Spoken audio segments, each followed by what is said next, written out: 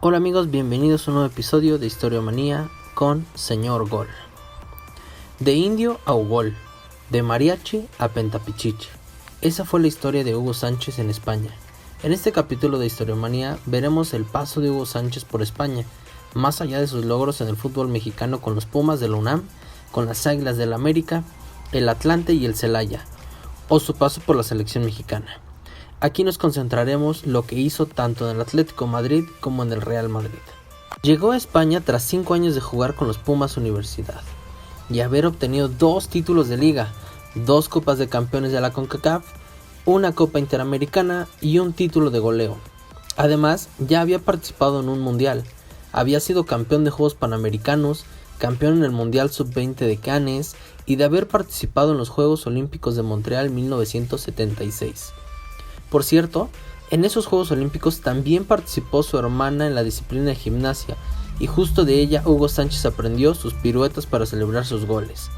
Ah, sí, también se había convertido en odontólogo en sus tiempos de estudio en la UNAM, de tal manera que aunque apenas tenía 23 años, Hugo Sánchez ya tenía una gran trayectoria al aterrizar en el Atlético de Madrid. El Arsenal de Inglaterra también tenía intenciones de ficharlo, pero Hugo se decidió por el equipo español porque, a su decir, el año siguiente se jugaría el Mundial en España y todos los ojos estarían puestos ahí. Desgraciadamente para él, el director técnico que lo pidió ya no estaba cuando Hugo llegó. García Trade había sido sustituido por Carriera, y este último no le tenía mucha simpatía al mexicano. Casi no le daba juego y cuando lo hacía era una posición donde él no destacaba más que Sánchez. Durante esos difíciles meses fue donde se desató la primera ola de racismo contra Hugo Sánchez. La prensa y algunos aficionados tenían la consigna "Queremos futbolistas, no mariachis". Y aún peor, en el estadio se escuchaba el cántico de indio, sucio, entre otras cosas. Inclusive el presidente del club, Vicente Calderón, ya estaba considerando cambiar al mexicano a otro equipo. El infortunio de unos es la fortuna de otros, y el 17 de noviembre de ese año, Carriera era destituido del cargo y traería de su vuelta a García Trade. Él movió a Hugo Sánchez como centro delantero, que era su posición natural, y comenzaron a caer los goles. Al final del torneo, el equipo terminó en octavo puesto y su indio o mariachi quedó como líder de goleo del equipo con 8 tantos. De lo más destacado de ese año fue que en plena crisis, el presidente Vicente Calderón llamó a Hugo a su oficina y le ofreció que permaneciera en el Atlético de Madrid, pero con la mitad del sueldo.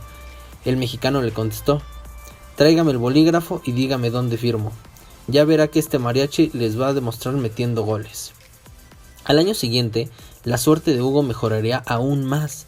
El club traería a un DT de su banco, Luis Aragonés, sí, aquel que ganaría la Eurocopa con España en el 2008. Fue uno de los mejores entrenadores que tuvo Sánchez en su carrera. Ese año, el equipo quedó tercero lugar de la liga y el mexicano repitió como líder de goleo del club con 15 tantos. La temporada 1983-1984 fue similar. El equipo quedó en cuarto lugar y Hugo Sánchez fue el líder de goleo con 12. La temporada 1984-1985 fue la última de Hugo en el Atlético y sería el mejor año como colchonero. El equipo quedó en segundo lugar de la tabla general, solamente atrás del Barcelona, y ganó la Copa del Rey contra el Athletic de Bilbao, con marcador de 4-0. Los 2 primeros goles los metió Hugo Sánchez, uno de penalti y el segundo culminando un tremendo golpe. Desde la tribuna se escucharon gritos de "Hugo, Hugo", como si fuera una película. Esos mismos que le gritaban indio ahora lo vitoreaban. Ese mismo año, Hugo Sánchez alcanzó su mejor rendimiento individual con el Atlético. Sus 19 goles le dieron su primer pichichi, como se le conoce al campeón de goleo de la Liga Española, y en un hecho irónico, su primer gran actuación en el Santiago Bernabéu, estadio del Real Madrid, fue contra el equipo merengue en la goleada de 4-0 al Atlético de Madrid contra el Real Madrid. Hugo metió el primer gol a los 4 minutos, dio la asistencia para el segundo gol y en general tuvo un gran partido ese día. De esa manera, como campeón de goleo, siendo referente del Atlético de Madrid y ya con títulos, Hugo Sánchez culminaba su etapa de colchonero. Ese verano, el Real Madrid mostraba gran interés en el mexicano y se dio uno de los fichajes más polémicos de la historia de la Liga Española.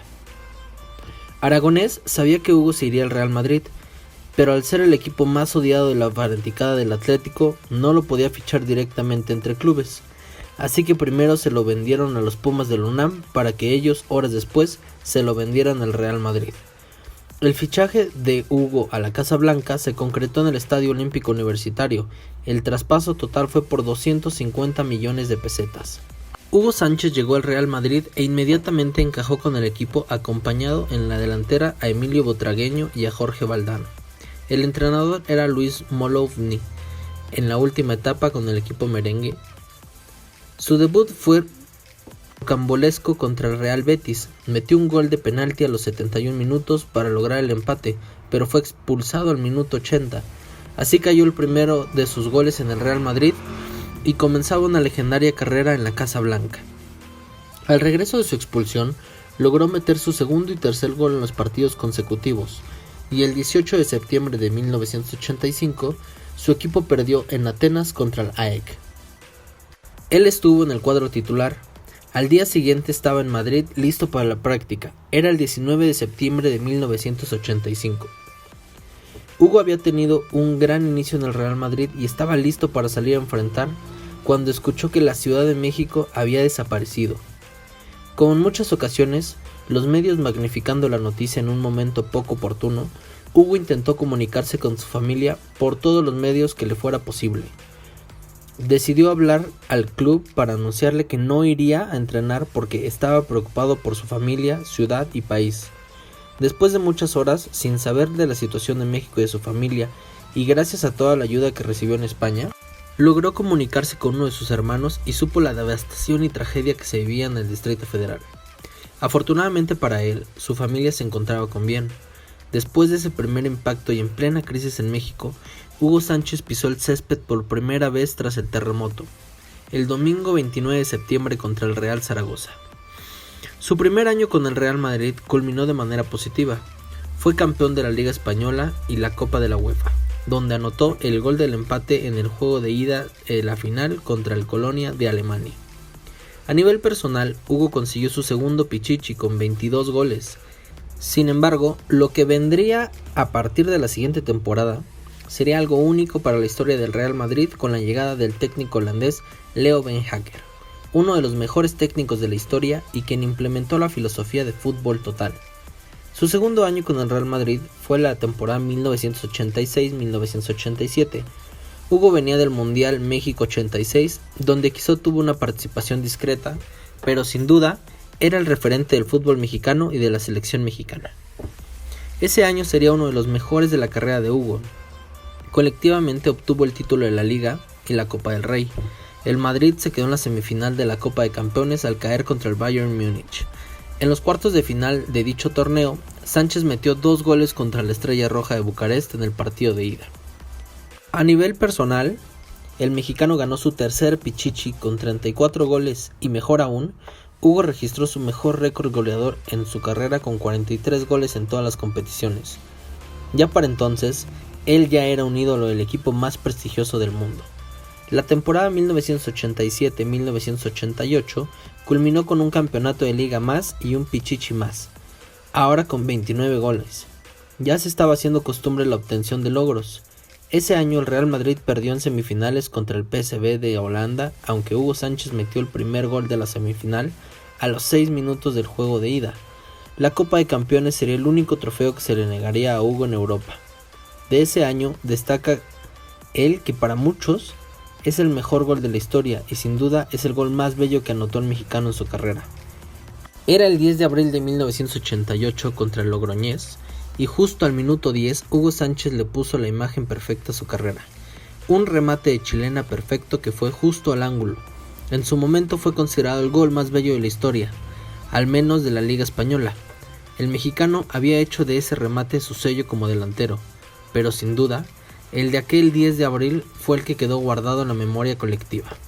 Cuenta la historia que al final del encuentro el árbitro agradeció por hacerle testigo de ese célebre momento de la historia del fútbol. También dice la historia que Hugo fue vitoreado por el estadio con su sobrenombre favorito, Hugol. Para la temporada 1988-1989 fue la misma historia del Real Madrid como campeón de liga, aunque en esta ocasión Hugo ya no fue Pichichi.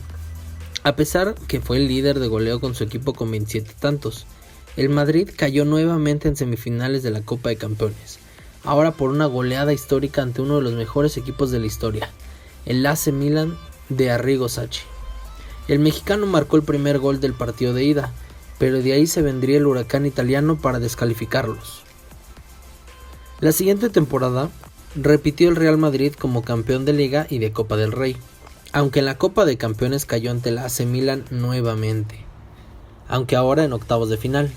Ese año sería histórico para Hugo Sánchez, nuevamente porque ganó su quinto y último Pichichi y mejor aún, ganó la Bota de Oro, que es el premio que se da al máximo goleador de las ligas europeas.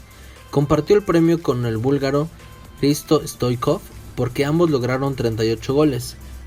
Por primera vez en la historia el premio se otorgaba a dos futbolistas y paradójicamente ellos se reencontrarían en la Copa del Mundo Estados Unidos 94, en uno de los momentos más amargos para Hugo Sánchez y el fútbol mexicano.